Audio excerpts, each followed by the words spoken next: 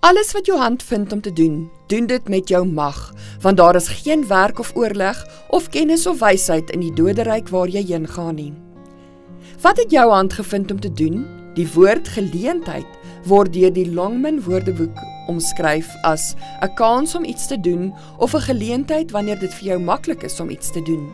Indien dit u geval is, onthou dat geleenthede nie vir ewig hou nie. Elkeen van ons in die kerk was geleenthede gegee om op te tree. Om te lewe is 'n kans om te bereik wat nie in die dood gedoen kan word nie.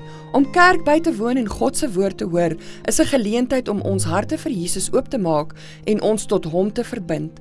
Goeie gesondheid is 'n kans om betrokke te raak in evangeliese uitreiking.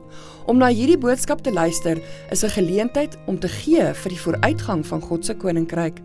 Middele sal egter nie vir altyd hou nie. Kom ons kyk na die huidige as 'n spesiale geleentheid om God se werk te ondersteun, terwyl dit in ons mag is om dit te doen. 'n Tyd gaan kom, na aan Jesus se wederkoms, wanneer die besittings van baie gekonfiskeer gaan word, en ons sal moet vlug voor woedende skares, en alles agter moet laat.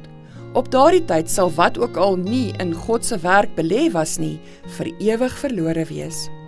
Terwyl ons tiende en gelofte, gereelde en sistematiese offergawes terugbring, mag ons begeertes laaste stel en God eerste.